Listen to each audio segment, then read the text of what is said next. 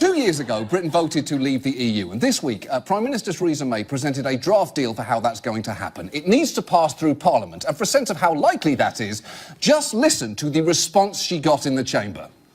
It is a draft treaty that means that we will leave the EU in a smooth and orderly way on the 29th of March 2019.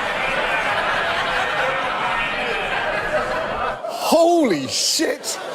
They just laughed in her face at the concept of this going well. Politicians who wanted to remain in the EU hate this deal for obvious reasons. And the politicians who wanted to leave also hate this deal because it's not what they promised people, which was that the EU would let Britain leave with all the benefits of membership and no consequences. So pro-Brexit politicians are now basically parents who promised their daughter a unicorn.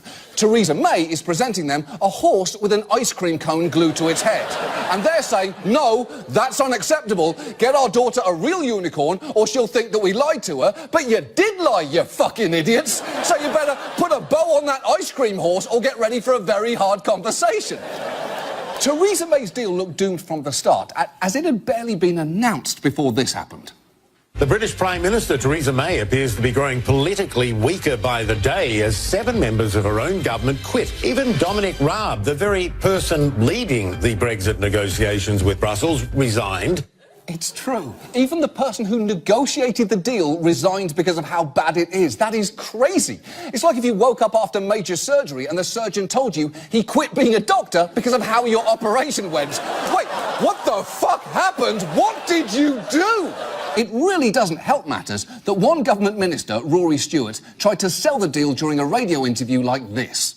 The reason why 80% of the British public support this deal is because what it does 80% of the British public support this deal? The draft deal? How on earth do we know that yet? Okay, let me back on that. Where did 80% come from? I'm a bit confused. Sorry, I'm producing a number to try to illustrate what I believe. Wait. You don't get to make up numbers to show your feelings.